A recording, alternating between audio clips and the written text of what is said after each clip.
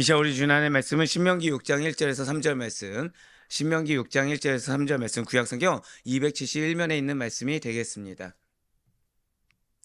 신명기 6장 1절에서 3절 말씀 우리 한 절씩 교독하신 후에 마지막 3절 말씀은 한 목소리 합독하도록 하겠습니다. 제가 먼저 1절 말씀 읽겠습니다. 이는 곧 너희의 하나님 여호와께서 너희에게 가르치라고 명하신 명령과 규례와 법도라. 너희가 건너가서 차지할 땅에서 행할 것이니 곧 너와 내 아들과 내 손자들이 평생에 내 하나님 여호와를 경외하며 내가 너희에게 명한 그 모든 규례와 명령을 지키게 하기 위한 것이며 또 내 나를 장구하게 하기 위한 것이라. 함께요. 이스라엘아 듣고 삼가 그것을 행하라. 그리하면 내가 복을 받고 내 조상들의 하나님 여호와께서 내게 허락하신 같이 적과 꿀이 흐르는 땅에서 내가 크게 번성하리라. 아멘. 할렐루야. 네오드 변함없이 살아있는 주의 말씀을 사모함으로 말미암아 이렇게 하루의 시작을 말씀과 기도로 주께서 기쁘게 여기시사 자 절대 고백하시겠습니다. 나의 삶을 약속으로 인도하십니다. 네, 그렇습니다. 나의 삶을 약속으로 인도하신 하나님, 그 하나님의 말씀 믿는 믿음으로 이렇게 나오신 우리 모든 성도님들을 주님을 환영하고 축복합니다. 우리는 이 새벽에 지금 모세오경의 마지막 권이죠. 바로 이 신명기를 통해서 은혜 받는 귀한 시간을 가지고 있습니다. 자, 이 신명기 계속해서 여러분들 들으시면 뭐가 생각나십니까? 저 진짜 놀랐어요, 지금. 왜냐면은 지금 여러분들 그동안 들은 게 많아가지고 이거를 얘기 안 하겠다 싶었는데 그걸 지금 얘기하셨습니다. 거의 지금 제 마음속에서 박수를 쳐드렸어요, 지금. 예, 지금 순종입니다. 즉, 신명기는 자기 주도적으로 하는 것을 정말 금지하고 있어요. 자기 임의적으로 해석하는 것도 정말 금지하고 있고요. 내 임의적인 판단으로 하나님은 이럴 것이다 행동하는 것을 금지하고 있습니다. 한번 우리 고백하시게, 좀 민망한 말이긴 하지만 고백하시겠습니다. 시키면 시키는 대로. 예, 그겁니다. 정말 그겁니다. 율법이 시키면 시키는 대로 하라. 율법이 말하면 말하는 대로 하라. 그게 지금 신명기의 말씀이라는 거죠. 자, 지금 근데 이것이 얼마나 중요한지 지금 고별설교가 몇 장부터 몇 장까지라 말씀드렸습니까? 1장부터 30장까지 총 몇 부에 걸쳐서요? 3부에 걸쳐서 지금 순종을 말하기 전에 흔한 말로 요즘 애들 말로 빌드업이라고 하죠. 그 빌드업을 일부러 거쳐서 한 다음에도 2부에서도 계속해서 말하기 전에 이게 얼마나 중요한지를 일깨워주고 있습니다. 지금 3부까지 그 모세의 고별설교가 있는 것 중에서 신명기 4장 44절부터 26장까지 있는 모세의 고별설교 2부를 통해서 은혜 받고 있습니다. 네, 맞습니다. 역시 오늘 마찬가지예요. 고백하실까요? 순종이 근본 자세입니다. 지금 그걸 얘기하고 있어요. 오늘부터 시작되는 신명기 6장부터 11장까지. 자, 벌써 2부 고별설교 가운데서도 지금 나눠지는 단락이 있다는 얘기겠죠. 이전까지는 그냥 흔한 말로 준비. 왜 그래야 되는지, 이게 얼마나 중요한지를 말을 하는 준비 단계였다고 한다면 고별설교 2부 가운데서도 6장부터 11장까지는 율법에 대한 바른 근본 자세를 촉구하고 있는 내용인 것입니다. 그 가운데 이제 오늘 본문 말씀부터 시작되는 6장 1절부터 3절까지의 말씀은 가나안 정복 전쟁을 수행하고 가나안 땅에 정착한 이후에 지켜야 될 율법에 관련한 지시사항을 시작하는 말씀입니다. 자, 지금 율법의 지시사항을 따르라도 아니고 지금 무엇이에요? 시작하는 말씀을 또 이렇게 기록할 정도로 지금 여러분들 순종이 얼마나 중요한지, 그리고 내가 순종이라 생각하는 부분들이 사실 순종하지 않고 있다, 이것이 내 뜻대로 내 고집대로 하고 있다는 부분들이 얼마나 많은지를 사실 여기서 또 이야기하고 있어요. 자, 먼저 신명기 6장 1절 말씀 보도록 하시겠습니다. 이는 곧 너희 하나님 여호와께서 너희에게 가르치라고 명하신 명령과 규례와 법도라. 너희가 건너가서 차지할 땅에서 행할 것이니. 아멘. 지금 붉은색 표현되면 명령과 규례와 법도라는 이 말이 지금 처음 나왔습니까? 또 나왔습니까? 뭐 이렇게 말하면 당연히 또 나왔겠죠. 그럼 좀 못된 질문 드리면, 자, 몇 번째 나왔을까요? 너무 못됐네요. 두 번째.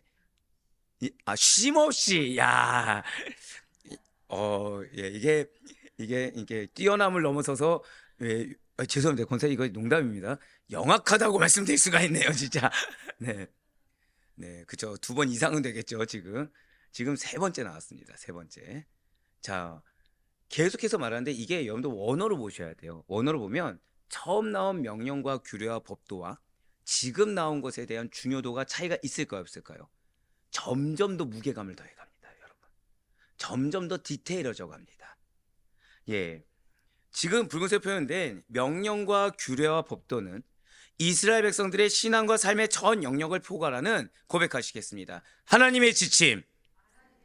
예, 하나님의 지침으로서 이미 이전에도 모세가 선포한 바가 있다라는 것이죠.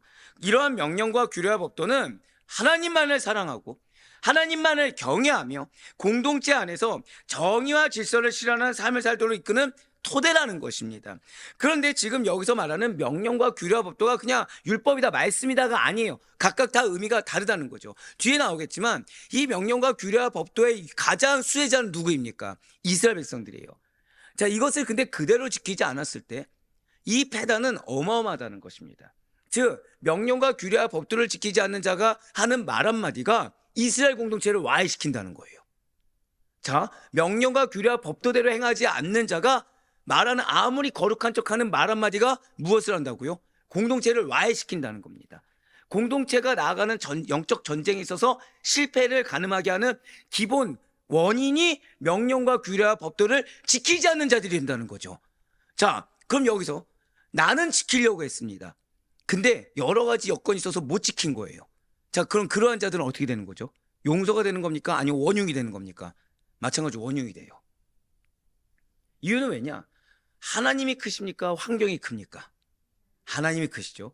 하나님이 크십니까? 사람이 큽니까? 하나님이 크시죠. 그렇기 때문에 하나님께서 이런 명령과 규례와 법도를 지킬 때는 고백하시겠습니다. 필수적이다. 필수적이다라는 거예요. 이건 뭐 타협점도 아니고 몰랐다도 안 되고 이거는 핑계댈 만한 거리가 아니라 시키면 시키는 대로 하라면 하는 대로 거기에 정해져서 움직여야 되는 거지. 내가 임의대로 내가 이 공동체를 위해서 내가 하나님의 전쟁을 위해서 이것이 옳다. 이것은 결국 뭐예요? 사석에 나왔던 사람 보기에 옳은 대로 사람 소견대로 하는 행동이 돼버린다는 거죠. 네, 맞습니다. 지금 여기서 말하는 명령과 규례와 법도는 다 의미가 다릅니다. 세 가지를 다 말씀드릴 테니까 좀 기록하시면 좋을 것 같아요. 명령은 하나님의 직접적인 지시, 즉 지켜야 될, 반드시 지켜야만 할 구체적이고 분명한 교훈을 의미합니다. 자, 뭐라 말씀드렸어요? 구체적이고 분명한 교훈이라는 거죠. 즉 모를 수 있습니까? 없습니까? 절대 모를 수 없다는 겁니다. 정확히 말씀드리면 모를 수 있어요. 근데 자, 이전에 십계명이 나왔었죠. 십계명은 간단했으니까 복잡했습니까? 간단했죠. 그냥 하라고 하면 되는 거예요. 머릿속으로 생각하거나 계산해서는 절대 안 된다는 겁니다. 왜요? 이거는 간단하지만 구체적이라는 거죠. 간단하지만 분명하다는 것입니다. 대표적으로 십계명과 같이 하나님의 뜻이 명확하게 드러난 계명이 여기에 해당합니다. 자, 명령은 다시 한번 말씀드릴게요. 하나님의 직접적인 지시입니다. 즉 이거는 다른 여타 핑계가 타협이 들어갈 수 있는 여지가 전혀 없는 지켜야만 될 구체적이고 분명한 교훈입니다. 지키지 않으면 사실 그냥 이건 저주요 멸망이라는 거죠. 자, 그럼 규례는 무엇입니까? 규례는 먼저 고백하실게요. 방법적인 지침. 예, 방법적인 지침입니다. 규례는 하나님께서 정하신 규칙인데, 즉 신앙생활에 있어서 일상 삶에서 있어서 구체적으로 어떻게 행해야 되는지에 대한 방법적인 지침이 되는 것입니다. 그러니까 예배, 제사, 정결법. 제가 우리 교회에 성례부가 있습니다. 제가 누구 세우셨죠? 제가 2명의 권사님을 세웠어요. 이유가 있냐면 너무 제대로 알고 계셔서 그리고 이 두 분이 하시는 게 있습니다. 항상 이번 주에 이제 세례가 있는데 세례나 성찬 전에 금식을 하십니다. 항상 기도를 하세요. 그러니까 먼저 준비되어 있는 거죠. 입술을 닫고 계십니다. 항상. 왜? 자기 입 밖으로 뭔가 거룩하지 않은 것이 나와서 이 성찬에 있어서 세례에 대해서 누가 될까 봐 이 두 분이 항상 제어하시는 거예요. 스스로. 어떻게 맡길만 한가요? 맡기지 말아야 되나요? 근데 죄송하지만 그게 성도의 당연한 자세입니다. 그게 성도의 당연한 자세요. 사역 앞에 자신을 정결하게 하는 거. 즉 지금 마찬가지죠. 일상과 종교 생활 속에서 실천해야 될 세부적인 규정들이 여기에 포함되는데 안타깝게도 그 정해진 대로 지키는 것이 어려운 세상은 맞습니다. 하지만 역시 마찬가지예요. 규례 역시도 고백하실게요. 반드시 지켜야만 합니다. 바로 그거라는 거예요. 즉 하나님께서 제사장들이 이 규례를 지키는 것을 칭찬했다 안 했다? 칭찬하신 사항이 아니에요. 당연히 지켜야 된다는 거죠. 물론 그렇다고 해서 권사님들이 그렇게 하는 것이 뭐 누구나 하는 거니까 이건 아닙니다. 당연히 어려운 일이고 그렇게 하기가 힘든 일이 맞아요. 하지만 우리 모두가 본이 되어서 그렇게 가야 된다는 겁니다. 하나님의 사역 앞에 당연히 그러한 마음의 자세로, 작은 거 하나도 그러한 마음의 자세로 해야 되는 것이지 인간적인 마음이나 인간적인 유익이 틈타서는 안 된다는 것입니다. 마지막 세 번째, 법도는 고백하실게요. 하나님께서 정하신 법률. 한 번 더 고백하실게요. 규범을 생각하셔야 돼요. 법도는 하나님께서 정하신 법률인데 곧 공동체 내에서 지켜야 될 정의와 공의에 관한 규범입니다. 제가 항상 계속 우리 장로님들 칭찬하는 이유가 이거죠. 정해진 거에 대해서 선을 넘지 않으십니다. 만약에 우리가 다 같이 장로님들 앞에서 예배 드리면서 기도하셔야 됩니다 하면 지키십니까? 안 지키십니까? 지키세요. 뭐 여기서 내가 이 일을 안 하면 누가 하지 이런 거 걱정 없습니다. 그냥 지키시는 거. 규범을 지키는 거죠. 왜? 공동체 내에서 중직자로서 해야 될 일, 공동체 내에서 목회자로서 해야 될 일, 이거를 지키는 겁니다. 즉 어떠한 분쟁과 보상, 갈등 해결의 판결 기준이 되는 것이 법도입니다. 예를 들어서 재판이라든지 이웃과의 관계라든지 사회적 약자 보호라든지 공동체 질서를 위한 법들이 다 여기에 포함된다는 거예요. 이 세 가지의 공통점이 무엇입니까? 고백하시겠습니다. 반드시 지켜야만 합니다. 예, 맞습니다. 근데 이미 법도에 대해서 한번 말씀드렸지만 법도를 다 알기란 쉽습니까? 어렵습니까? 어려울 수 있겠죠. 하지만 이거에 대해서 듣고 알았다고 한다면 무조건 행해야 된다는 거예요. 이거에서 듣고 알았다고 한다면 내 임의적으로 판단해서 내가 이 정도만 하면 되겠지, 저 정도만 하면 되겠지 이야기해서는 안 된다는 거죠. 자, 이렇게 하나님께서 이스라엘 백성들에게 율법을 주신 이유, 말씀을 주신 이유. 자, 그런데 이제 신명기를 들으면서 율법이다, 말씀이다라고 하면 무조건 이제 세 개는 생각하셔야 된다는 거예요. 무엇이죠? 명령, 규례, 법도. 이걸 생각하셔야 됩니다. 그냥 단순히 말씀 율법이라서 우리가 십계명으로 자연스럽게 생각하면 안 되고, 십계명은 결국 뭐밖에 포함이 안 됩니까? 명령 외에는 포함이 안 되는 거랑 동일해요. 그렇기 때문에 명령, 규례, 법도 세 가지를 같이 생각해 주셔야 됩니다. 자, 이거를 주신 목적이 무엇이죠? 고백하시겠습니다. 지키게 하기 위해. 여러분들, 말씀을 주신 이유는 지키게 하기 위함입니다. 인간의 입장에서 해석하라고 주신 것도 아니고, 그거를 내가 받아들이냐 못 받아들이냐 나에게 선택권을 주신 것이 아니라 말씀을 주신 이유가 무엇이라고요? 지키게 하기 위해서. 말씀에 대해서 항상 성도님들의 반응은 두 가지로 나눠지게 됩니다. 어떤 분은 그 약속 믿고서 상황이 전혀 믿을 수가 없는 상황이에요. 근데 말씀을 주셨습니다. 그럼 아멘 하시는 거예요. 정말 감사해요. 그 자세가 필요한 겁니다. 근데 어떤 분들 같은 경우는 말씀이 주어지면 이 말씀을 고지고대로 받지 않습니다. 그냥 계속 내가 일단 판단해요. 내가 일단 생각해요. 누구의 기준에 맞춰서? 나의 기준에 맞춰서, 내 상황의 기준에 맞춰서. 아니요, 하나님이 우리에게 말씀을 주신 이유는 지키라고 주신 겁니다. 이거를 내가 받아들일 수 있냐 없냐 이 문제가 아닙니다. 그래서 하나님 앞에서 제일 하지 말아야 될 게 어리광입니다. 하나님은 어리광을 받는 분이 아니세요. 하나님은 딱 둘 중에 하나입니다. 지켰냐 안 지켰냐입니다. 하나님께서 주신 율법은, 그 말씀이라는 건 그 권위가 절대적이며 이스라엘로서는 어떠한 취사 선택의 여지가 전혀 없습니다. 이거를 제가 지금 준비하면서 계속해서 느끼는 건 딱 하나가 있어요. 준엄하다. 준엄하다예요. 그러니까 이거는 어떤 타협 여지가 없고 준엄합니다. 즉 이 말씀대로 하지 않으면 공동체 밖에서 쫓겨나게 되는 거예요. 이 말씀을 들으면 그 말씀 안에서 약속에 따른 온갖 축복을 받아 누리게 되는 것입니다. 그 내용이 어떠하든지 간에 무조건 따라야만 된다는 거죠. 그리고 이것이 하나님과의 언약 관계를 유지할 수 있는 유일한 비결이었다는 거예요. 자, 하나님과 언약 관계를 유지할 수 있는 유일한 비결이 무엇이고요? 고백하시겠습니다. 무조건 지켜야 합니다.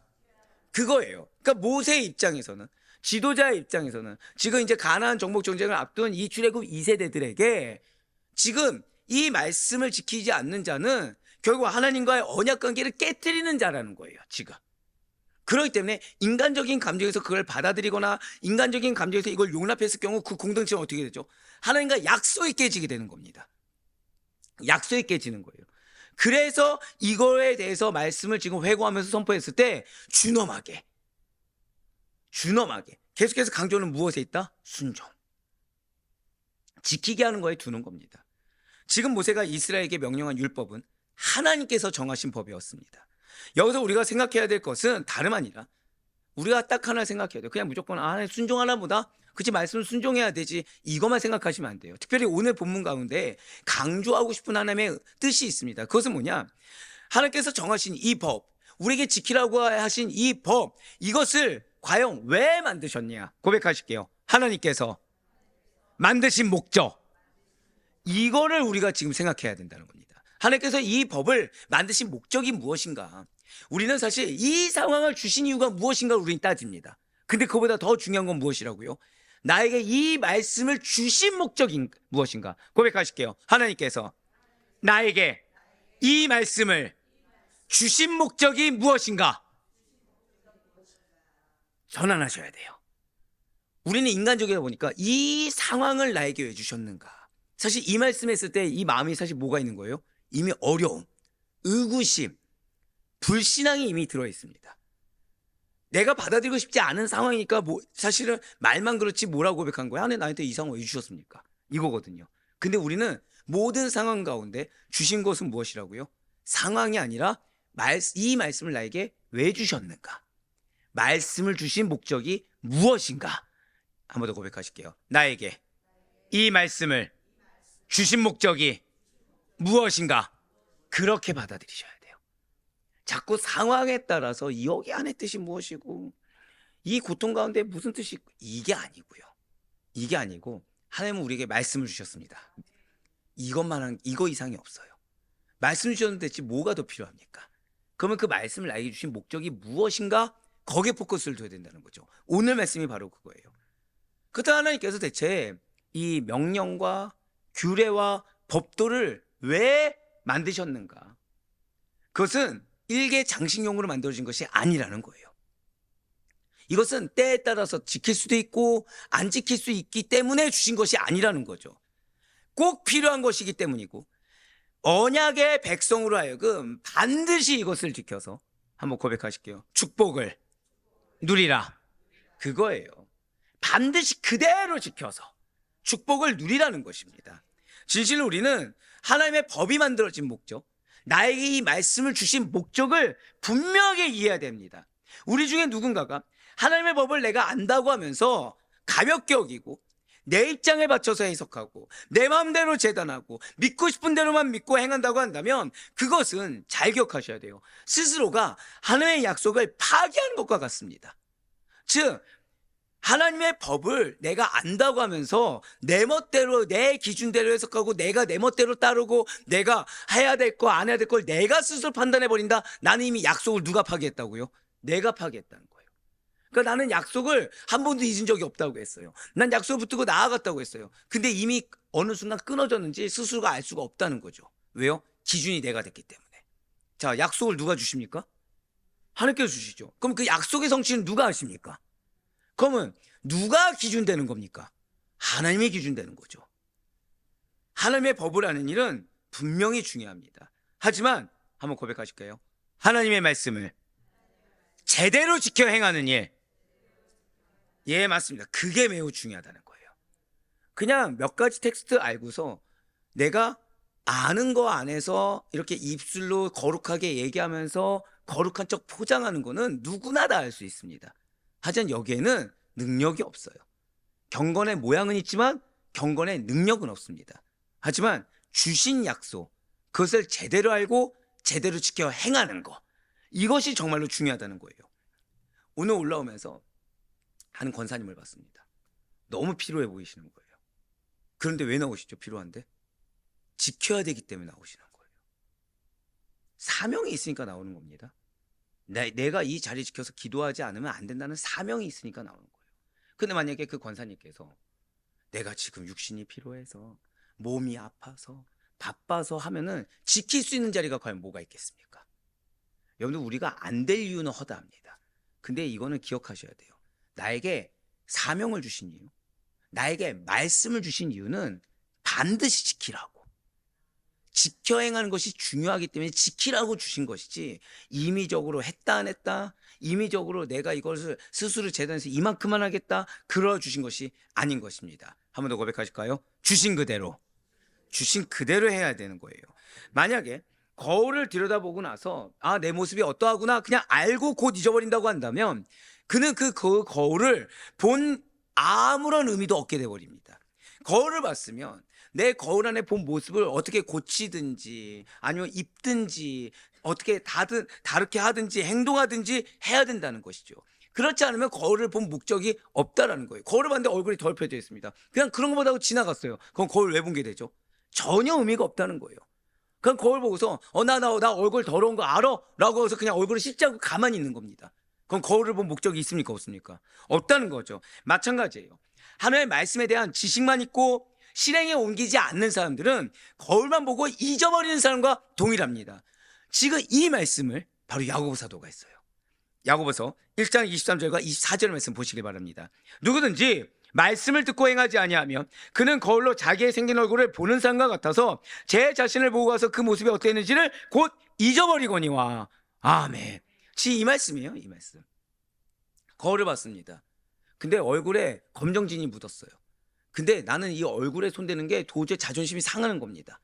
그래서 얼굴 빼놓고 나머지를 손댔어요.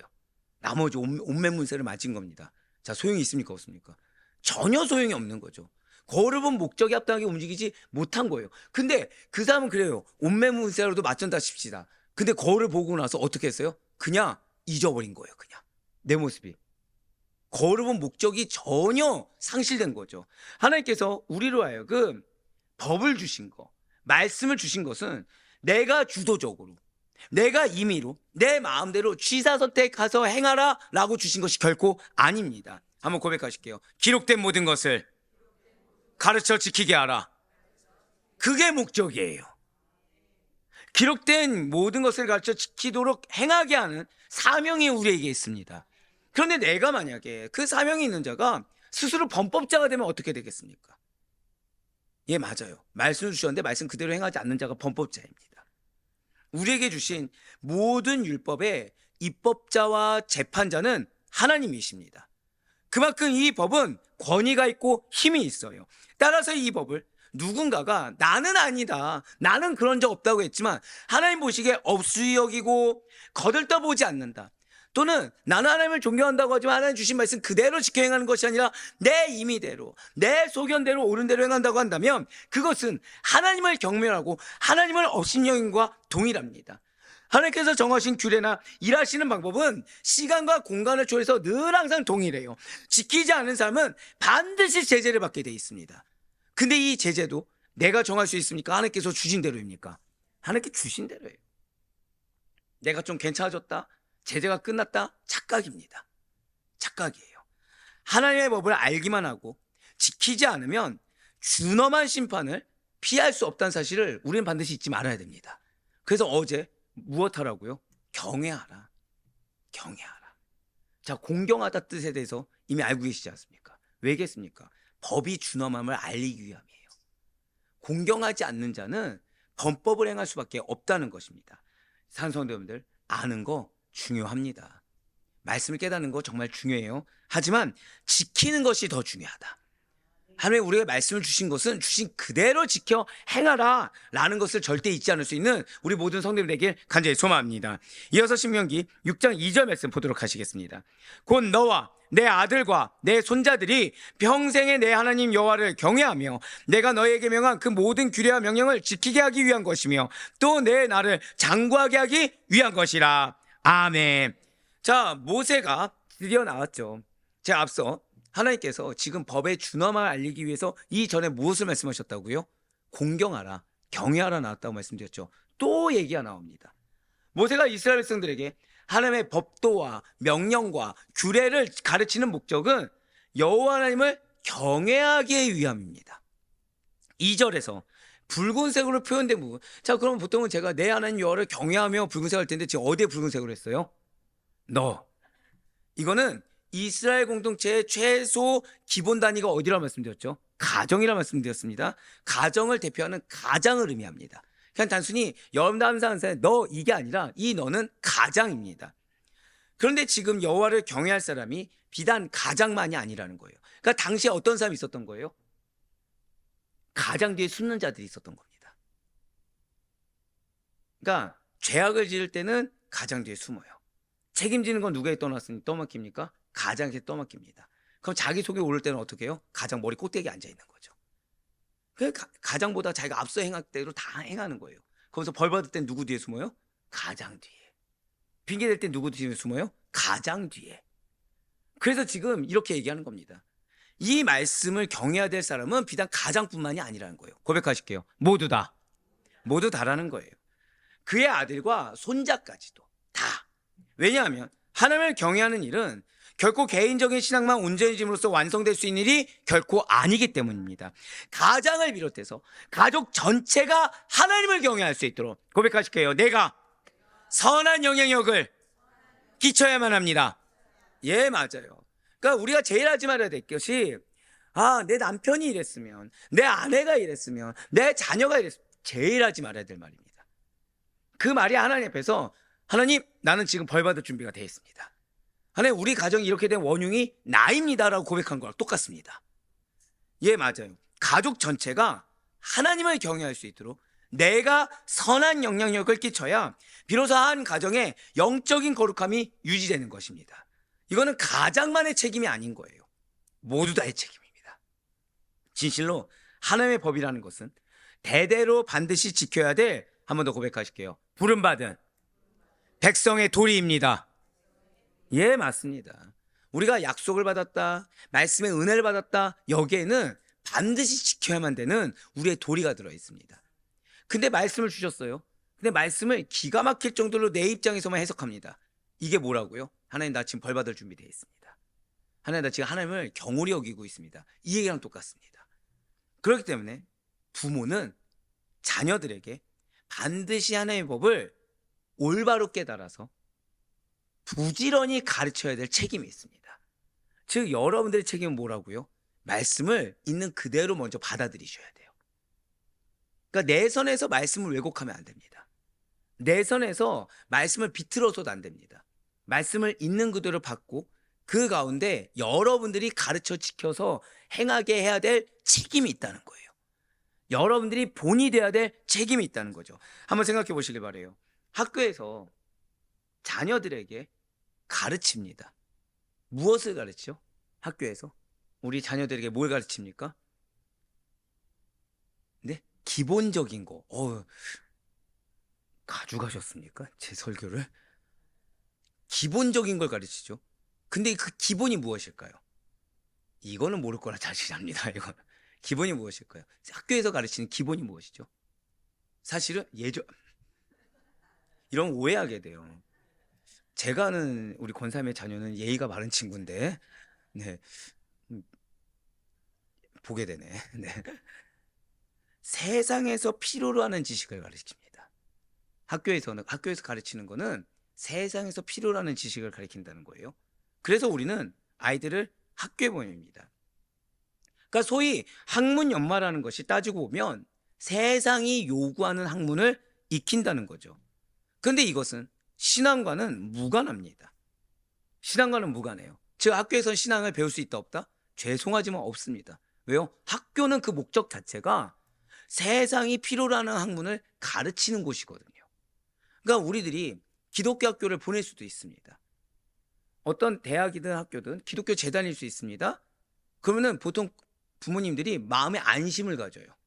마음을 놓습니다. 그래서는 안 됩니다. 왜요? 학교라는 공동체 자체가 물론 감사하죠. 그러면 왜냐? 그 가운데 예배도 드리고 최소한의 기독교적인 교리를 가르치기도 하니까 그거는 뭐 감사할 수 있죠. 하지만 전부가 되지는 않습니다. 왜요? 학교의 설립 목적 자체가 무엇이라고요? 세상이 필요한 학문을 가르치는 곳이거든요. 그러면 사람이 훌륭하고 경건한 신앙을 구체적으로 배울 수 있는 가장 시작점이 어디라고 생각하십니까? 맞아요. 그게 가정이에요. 한 번 더 고백하실게요. 부모로서 내가 중요합니다. 예, 맞아요. 그 교사로 부름받은 자들이 여러분들인 겁니다. 부모가 경건한 생활을 힘쓰고 부모가 영적인 것에 더 관심을 가지며 부모가 하나님 앞에서 책임을 가지고 자녀들의 영적 상태, 그러니까 나보다 누구에게 관심을 가져야 돼요? 자녀들의 영적 상태입니다. 영적 상태에 관심을 기울이면 어떠한 이중적인 모습이 아니라 정말 본이 되는 모습으로 증거자가 되어 산다고 한다면 자녀들은요 반드시 바른 신앙을 가지고 살게 됩니다. 근데 자녀가 연약할 수 있겠죠. 그럼 회복이 될까 안 될까요? 고백하시겠습니다. 반드시 회복됩니다. 반드시 회복되는 것은 여러분들의 이중적인 모습으로 회복되는 게 아니에요. 반드시 회복되는 것은 내가 먼저 무엇에 힘쓰라? 경건한 생활에 힘쓰는 겁니다. 여러분들 경건한 생활이 뭐라 생각되십니까? 경건한 생활. 매일 새벽 기도 드리는 거? 아니면 뭐 집은 신경 안 쓰고 교회에 올인해가지고 막 교회 모든 돈 갖다 바치는 거? 전혀 아닙니다. 한번 고백하실까요? 경건한 생활은 있는 그대로 지키는 것입니다. 예, 말씀을 주신 있는 그대로 지키는 거예요. 내가 지키는 겁니다. 내가. 하나님께서 명령하셨다고 한다면 내 뜻과 다를 수 있겠죠. 근데 명령하셨다고 한다면 그대로 지켜 행하는 거. 그게 자녀의 변화의 첩경입니다. 첫 번째가 경건한 생활에 힘쓰는 거고, 두 번째는 무엇이죠? 자녀의 무엇에 관심을 가지라? 영적 상태에 관심을 갖는 겁니다. 그럼 우리가 이제 의구심이 들죠. 목사님, 근데 내 자녀가 현실적인 이런 문제가 있습니다. 한번 여쭤볼게요. 그럼 그 현실적인 문제를 내가 알았어요. 부모가 해결해 줄 수 있습니까? 없습니까? 어떻게 자녀가 하나님 만나는 그 순간까지 다 책임질 수 있습니까? 없죠. 그럼 책임은 누가 지십니까? 하나님 지시기 때문에 제일 먼저 가져야 될 게 뭐예요? 영적 상태입니다. 내 자녀가 나를 어떻게 대우하냐 이게 중요하지 않아요. 내 자녀가 지금 현실적으로 지금 어떤 모습이냐 이게 중요하지 않습니다. 자녀의 영적 상태에 관심을 기울이면서 지금 그러면서 자녀에게 요구하라 아니면 내가 본이 되라. 내가 본이 돼야 돼요. 이중적인 모습은 무엇이죠? 이분은 거룩합니다. 근데 실상 대화의 내용을 봤더니 다 뭐예요? 세상적인 것만 관심이 있어요, 부모가. 그럼 본이 될까 안 될까요? 전혀 안 된다는 겁니다. 이걸 반드시 기억하셔야 돼요. 부모의 경건한 모습은 부모가 하나님 앞에서 말씀을 있는 그대로 지켜 행하는 거. 자, 근데 여기서 이제 문제가 생겨요. 자녀가 영적으로 너무 뛰어난 거예요. 자녀가. 그 말씀 선포를 딱 들었는데 자녀는 말씀을 10가지를 다 들었습니다. 근데 부모가 사실 오랜 세월 돌아오다 보니까 2밖에 못 들었어요. 그래서 나는 2가 전부인 줄 알고 생활합니다. 근데 자녀가 봤더니 10인 거예요. 근데 자녀가 이 부분까지도 얘기해 줍니다. 그럼 보통 부모님들 어떠죠? 인정합니까? 인정하지 않습니까? 인정을 안 하는 거예요. 그래서는 안 돼요. 경건한 생활은 하나님 앞에 있는 거기 때문에 자녀가 내가 몰랐던 8가지 얘기했을 때 받아들여 주셔야 됩니다. 그게 자녀를 변화시킬 수 있는 길이에요. 왜요? 결국 그거 하나님 지금 그 상황을 하나님이 보시는 거거든요. 한번 고백하실게요. 인정할 수 있어야 합니다. 예, 인정할 수 있어야 돼요. 거길 통해서 변화되는 겁니다.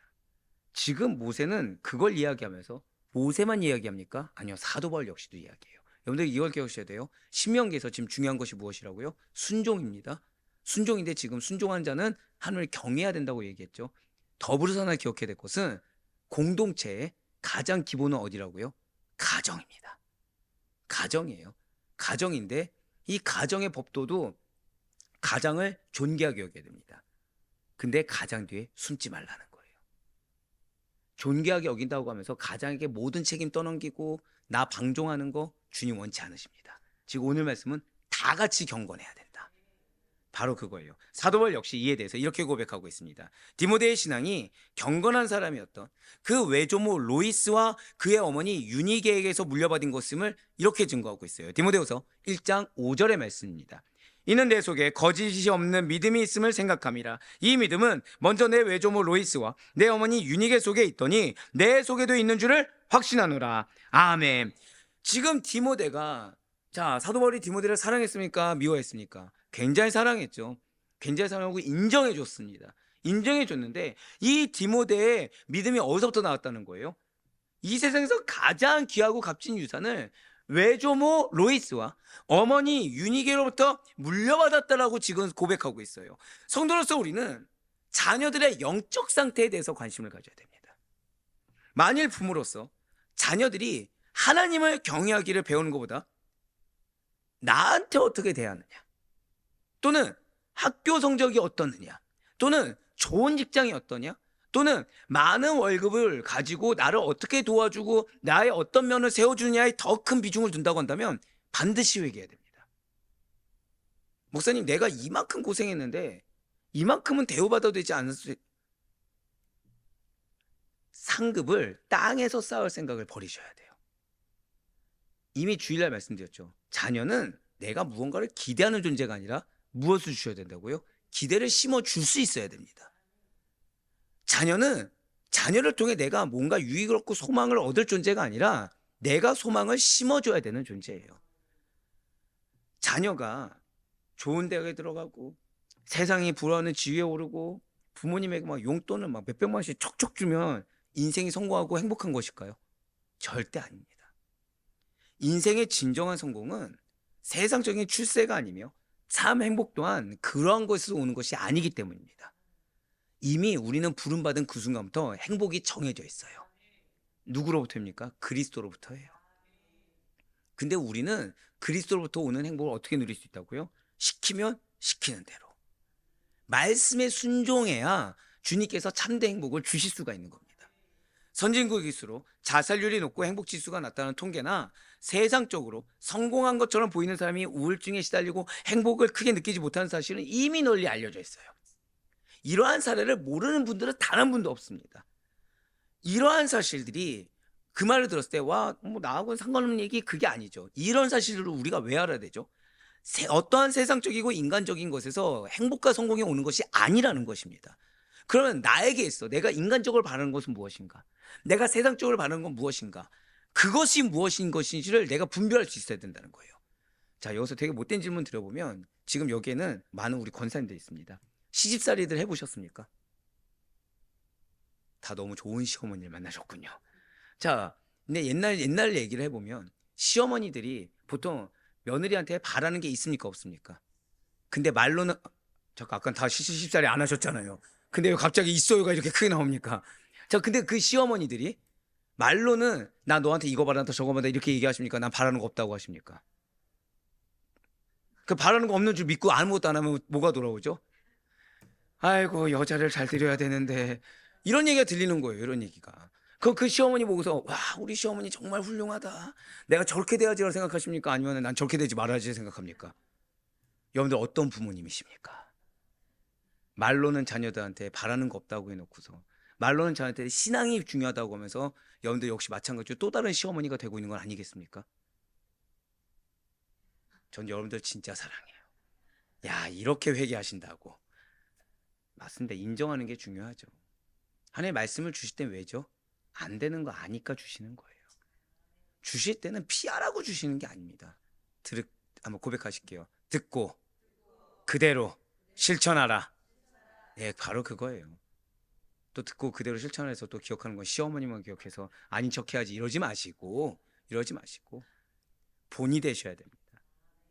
언행과 신행이 일치가 돼야 돼요. 여기서 거룩한 척 누구나 다 잘할 수 있다고 말씀드리지 않았습니까? 결국 내 신앙이 드러나는 것은 가정입니다. 가정이에요. 아무리 괜찮은 척 해봤자 교회에선 다 괜찮은 척 합니다. 가정에선 다 드러나게 돼 있어요. 예, 맞습니다. 디모데의 외조모와 그 어머니처럼 경건한 신앙을 물려주는 것보다 더 크고 값진 유산이 없다는 것을 알고 실천해야 됩니다. 이것은 말로 교회 나오라 이게 아니에요. 한 번 더 고백하실까요? 나의 변화를 보여주라. 바로 그겁니다. 나의 변화를 보여주는 거예요. 진실로 한 집안을 이끌어가는 가장이 갖는 신앙의 태도는 가족들에게 막대한 영향을 미칩니다. 근데 이 말씀도 듣고서 남편한테 아빠한테 당신이 중요하다 이게 아니죠. 모세는 지금 2절 말씀 통해서 누가 중요하다 그랬어요? 모두 다. 조부모와 부모는 가정의 영적 리더로서 아들과 손자까지 중단 없이 믿음의 가계를 이어가도록 인도해 줄 수 있어야 됩니다. 이런 한 가족의 가정 구성원 전체가 하나님에 대해 바른 경외심을 갖는 일은 하나님의 규례와 명령을 지키는 일과 밀접한 관련이 있습니다. 자, 말씀을 지키기 위해서는 반드시 무엇을 가져야 된다고요? 하나님에 대한 경외심이에요. 즉 말씀을 지키려면 하나님을 두려워할 줄 알아야 됩니다. 하나님을 무서워할 줄 알아야 돼요. 하나님을 경외하는 것이 그저 마음에서 나오는 본능적인 두려움만 기초가 되어서는 또 안 되는 것입니다. 마땅히 하나님의 율법을 지키는 과정을 경험해 볼 수 있어야 돼요. 자, 무엇을 경험해야 된다고요? 말씀을 지키는 과정을 경험해 볼 수 있어야 됩니다. 그래서 점점 더 하나님을 알아가야 되고 하나님과의 관계가 점점 더 돈독해지는 것을 내가 먼저 체감할 수 있어야 돼요. 고백하실게요. 내가 먼저 경험해 볼 수 있어야 합니다. 맞아요. 그 가운데 신명기 6장 2절 말씀을 다시 한번 더 보시길 바래요. 지금 붉은색 표현된 부분을 보시면 내 나를 장구하기 위한 것이라 라고 나와 있습니다. 자, 이것은 율법을 배우고 지킬 때 받는 축복 중에 하나입니다. 자, 이미 이 말씀이 뭔지 알고 계시죠? 고백하실게요. 언약의 영원성. 네, 맞습니다. 그 약속, 나에게 주신 약속의 영원성을 의미한다고 말씀드렸어요. 하나님의 율법을 가르치고 배우는 것은 여호와를 경외함에서 오는 영적인 유익과 더불어서 장구한 날을 살게 되는 육적인 축복도 동반하는 것입니다. 자, 방금 뭐라 말씀드렸어요? 육적인 축복도 동반돼요. 즉 언약의 영원성인데 범사 가운데 하나님께서 함께 하심을, 범사 가운데 하나님께서 나와 동행하시고 인도하심을 나뿐만 아니라 누구까지 경험할 수 있다는 거예요? 내 후대들까지 경험할 수 있게 한다는 것입니다. 무엇이요? 고백하시겠습니다. 내가 먼저 하나님을 경외하겠습니다. 예, 맞아요. 할렐루야. 여러분들이 먼저 본이 되는 것부터 시작되는 그 말씀의 실천이 비단 나에게서 끝난 것이 아니라 내 자녀의 때까지도. 근데 이거는 또 다른 의미로 나로 인해 이 장구한 날이 끊겨질 수도 있겠죠. 그래서 우리는 지금 내 영적 상태가 너무나도 중요하다는 거예요. 작은 거 하나도 너무 중요하다는 것입니다. 영육의 모든 축복은 하나님께로부터 주어집니다. 그렇기 때문에 말씀을 지키는 자에게, 자, 앞서 우리가 뭐라 말씀드렸죠? 이 상황을 나에게 왜 주셨는가가 중요한 것이 아니라고 말씀드렸어요. 다시 한번 더 고백하실게요. 이 말씀을 주신 목적이 무엇인가? 이게 중요해요. 그래서 말씀을 지키는 것이 그냥 상황 가운데 내 믿음을 어떻게든 내가 꾸역꾸역 지키게 돼, 이 제일 위험한 말입니다. 여러분들, 우리는 신앙을 지킬 수 있는 자가 아니에요. 내 신앙 내가 지킨다? 이거 큰 착각입니다. 우리는 하나님께 매여 있어야 겨우겨우 나아갈 수 있는 존재예요. 그러니까 이 상황을 내가 뭐 어떻게 분석한다? 굉장한 교만이죠. 우리는 말씀을 지키는 자일 뿐입니다. 이 말씀을 지킨 자는 어떤 자냐? 난 언제든지 걸려 넘어질 수 있는 자, 내가 모든 죄의 근원이 될 자, 내가 모든 자들에게 쓴뿌리가 될 수 있는 자라는 인식을 가지고, 그래서 말씀을 붙잡지 않으면 안 된다. 이거를 비틀어 가지고 말씀을 내가 안 붙잡았으면 여기까지 올 수 없었습니다. 이게 교만입니다. 죄송하지만 이게 교만이에요. 자, 내가 붙잡습니까? 하나님께서 붙잡아 주신 겁니까? 붙잡아 주신 거죠. 감사하게. 하나님께서 나에게 말씀을 왜 주셨죠? 나보고 교만해지라고? 그 상황 가운데 막 승리하라고? 여러분들, 제가 항상 드린 말씀이죠. 영적 전쟁의 말을 함부로 쓰지 마세요. 영적 전쟁의 말을 함부로 쓰는 것만큼 교만이 없습니다. 하나님께서 우리에게 말씀을 주신 이유는 그 말씀을 그냥 지켜 행하면 되는 겁니다. 판단하라고 주신 게 아니에요. 내가 지금 체감하는 것보다 더 중요한 건 뭐죠? 말씀이에요. 말씀을 지키는, 그렇게 말씀을 지키는 자에게 하나님께서는 영적인 축복과 더불어서 육적인 은혜까지 반드시 허락해 주십니다. 좀 더 쉽게 말씀드릴까요? 내 삶 가운데 내가 육적인 은혜를 경험하지 못했어요. 그럼 빨리 나의 영적 상태를 보셔야 돼요. 내가 지금 말씀을 지금 지키고 있는지 안 지키고 있는지, 나의 지금 이 마음판에 더럽혀져 있는 건 뭔지, 내가 정말 뭘 지켜야 되는지 그걸 따져봐야 됩니다. 진실로 하나님께서는 영적인 세계만을 주관하는 분이 아니라 육적인 세계도 주관하시는 분이십니다. 그러나 역사적으로 볼 때 불행스럽게도 이스라엘 백성들은 이 약속의 땅 가나안에서 장구함을 누리는 축복을 받지 못했어요. 이방 아수르와 바벨론의 포로에 잡혀가고 말았습니다. 이것은 이스라엘 백성들이 하나님의 규례와 법도를 그냥 주신 그대로 가르치고 배우며 지켜야 되는데 그렇지 못해서 받은 당연한 결과였습니다. 그렇기 때문에 우리는 이스라엘 백성들의 불순종의 모습을 반면교사 삼아야 돼요. 그 모습 보고서 내가 거기보다 나은 조그만 1% 모습 발견하고서 난 좀 낫다고 위로해서는 결코 안 됩니다. 여러분과 저만큼은 하나님의 말씀을 배운 그대로 따르고 실천하여 영육의 축복을 반드시 경험해 볼 수 있어야 됩니다. 우리가 하나님의 경외하는 방법으로서 명령을 지켜 행하려면 가장 먼저 고백하시겠습니다. 똑바로 들어야 합니다. 이게 선행되어야 돼요. 그래서 신명기 6장 3절 말씀이 들으라라는 명령으로 시작하고 있는 것입니다. 3절 말씀이에요. 이스라엘아 듣고 삼가 그것을 행하라. 그리하면 내가 복을 받고 내 조상들의 하나님 여호와께서 내게 허락하신 같이 젖과 꿀이 흐르는 땅에서 내가 크게 번성하리라. 아멘. 제가 이 말씀을 부교육자 때는 진짜 몰랐습니다. 아니 다 듣는데 왜 이게 왜 중요하지? 아 지키지 않아서인가 보다. 그게 아니에요. 진짜 똑바로 듣는 게 얼마나 이게 대단한 일인지를 제가 깨닫습니다. 진실로 하나님의 말씀을 알기 위해서는요, 가장 필수적인 조건은 있는 그대로 듣는 거. 이게 정말 중요합니다. 우리는 말씀을 잘 지키기 위해서는 잘 들어야 돼요. 왜냐하면 말씀을 제가 선포하잖아요. 각양각색입니다. 그냥 말씀은 그냥 그대로 들으면 되는데 비틀어요. 듣는 거에서 비틀어버려요. 자, 어떻게 해요? 그러니까 듣고 내가 안 받아들이는 것도 아니고 왜곡해서 들어버립니다. 와, 이게 세상 말로 와, 어떻게 이런 일이 존재하지? 어떻게 내 양이 이런 일이 벌어지지? 와, 이래서 하나님께서 들으라부터 말씀하시는 거구나. 이걸 깨닫게 돼요. 한 번 더 고백하실게요. 주신 그대로 잘 들어야 합니다. 예, 맞아요. 주신 그대로 들어야 돼요. 잘 듣고 그 다음에 행할 수가 있는 거예요. 잘 듣고 행하는 자는 젖과 꿀이 흐르는 가나안 땅에서 번성하게 되는 것입니다. 여러분들, 번성이란 단순히 인구수의 증가만을 이해하는 것이 결코 아니에요. 우리가 교회 부흥 얘기하잖아요. 여러분들 교회 부흥하면 뭐가 생각나시죠? 예, 성도수 늘어나는 거 생각하죠. 그거 아닙니다. 뛰어나고 강성한 민족이 되는 것입니다. 자, 원어에서 번성이 무엇이라고요? 고백하실게요. 뛰어나고 강성한, 그거예요. 즉 교회 부흥이라는 것은 한 번 더 고백하실게요. 내가 중요합니다. 예, 여러분들이 뛰어나져야 돼요. 여러분들이 영적으로 강성해져야 됩니다. 우리가 인원수가 하나님이 허락하신 게 이 인원일 수 있어요. 근데 우리는 반드시 부흥할 것입니다. 이게 무슨 뜻이죠? 여러분들 한 명 한 명이 어떠한 사단의 세력에도 물러나지 않는, 여러분들 한 명 한 명이 본이 되는 놀라운 은혜가 임하게 될 거라는 거예요. 그리하여 멸망하지 않고 지속되게 되는 것입니다. 자, 방금 뭐라 말씀드렸어요? 멸망하지 않고 지속되게 되는 거. 그러니까 새 가족이 안 올 수도 있어요. 죄송하지만. 근데 중요한 거는 여러분들이 뛰어나고 강성한 민족이 돼서, 강성한 제자가 돼서, 그럼 이게 지속된다는 걸 무엇이죠? 고백하시겠습니다. 나의 자녀가 나보다 더 크게 쓰임 받습니다. 할렐루야. 그게 번성이고 부흥입니다. 그게 원어에서 말하는 번성이자 부흥이에요.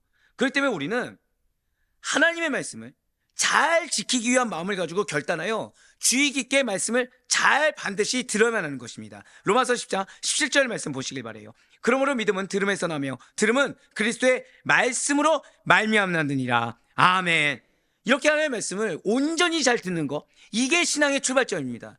말씀을 잘 듣지 않고서 말씀의 그것을 듣고서 지켜 행하는 것의 중요성과 절대성을 모르고서는 참된 믿음이 생겨날 수가 없어요. 성경에서 듣다라는 것은 단순히 소리를 인지하는 차원을 넘어서서 하나님의 말씀에 있는 그대로 순종하는 삶의 태도를 의미한다라고 말씀드린 적이 있습니다. 진실로 하나님께서는 말씀하는 분이시고 우리는 그 말씀을 듣고 그대로 하나님께서 원하시는 바는 그대로 반응함으로 말미암아 하나님과의 관계를 유지하는 것입니다. 그렇기 때문에 잘 듣는 거, 있는 그대로 듣는 것은 하나님과 소통하고 그 뜻을 따르기 위한 삶의 핵심이 되는 거예요.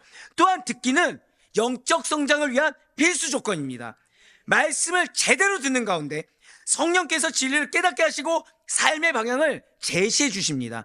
그래서 우리는 하나님의 말씀을 먼저 제대로 듣는 훈련이 돼 있어야 돼요.